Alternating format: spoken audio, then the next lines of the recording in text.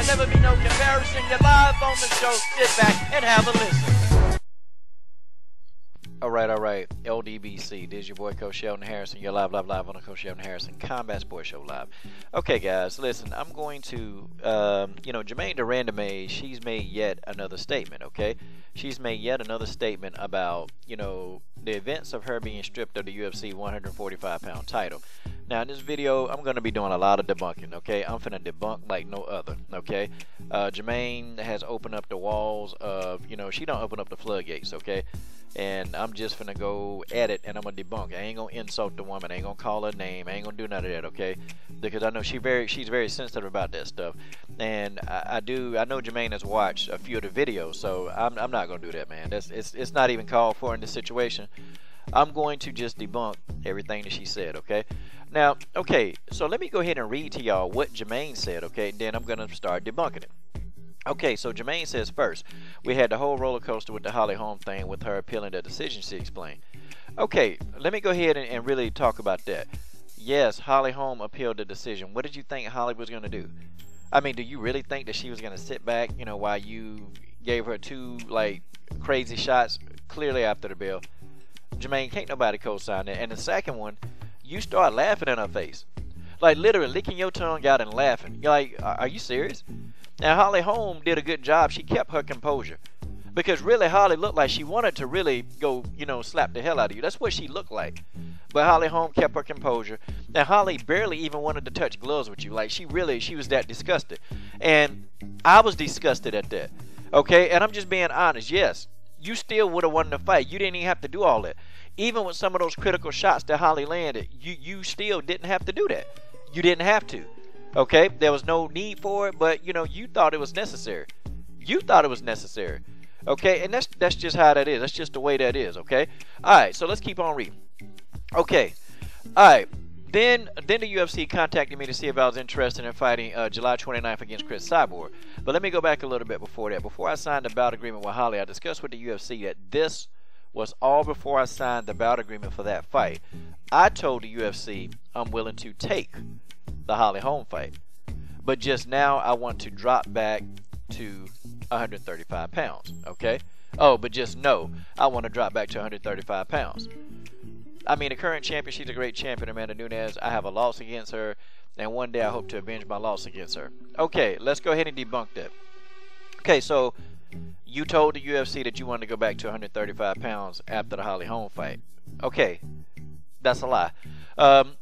Because why were you all in agreement in February to fight Chris Cyborg? Germaine, it's out there in the media.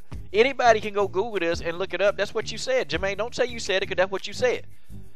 You was okay with that, but then you was saying that Cyborg didn't want to fight. No, you knew she couldn't fight. Stop it. And then you, Holly Holm, and Megan Anderson, all of you guys thought that Chris Cyborg was going to be banned for a year. So you guys were going to try to take up residence in that 145-pound division. But when the Queen came back, when the Queen got exonerated, oh, y'all started running for y'all natural little lives. Stop it. You said back in February you was okay with that fight. You wasn't crazy about it, but you said you would take the fight. That's what you said. So why in February, why didn't you say that you wanted to go back to 135 pounds in February, but now you saying it right now in July? Germaine De Randamie, how are you going to explain this?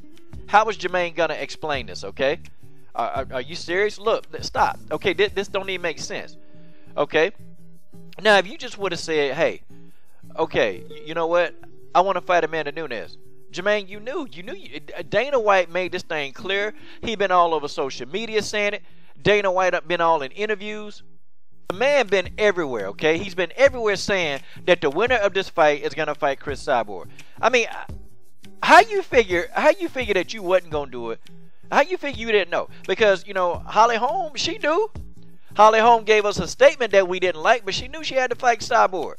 They were like, nope. And you remember Mike Winkeljohn was saying that, the person need to be clean for a year, but then, John Jones came up dirty. But that's subject for another video. We ain't going to talk about that, okay?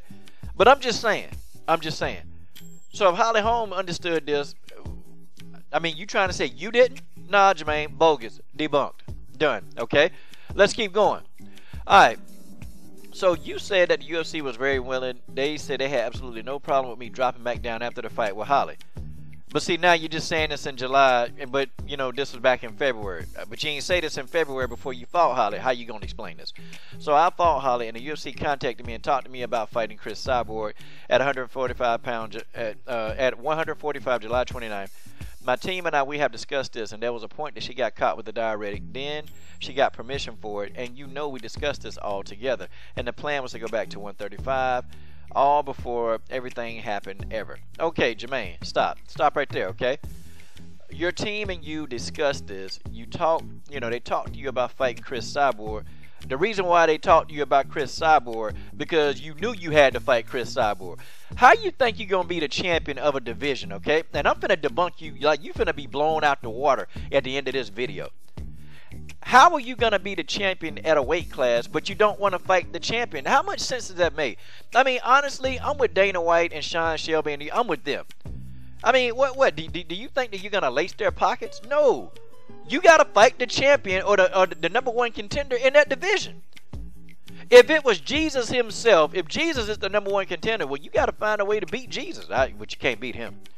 But you gotta fight. That's who you gotta fight. I don't know why you don't get this. Well, are you and your team that? I mean, are y'all that ignorant?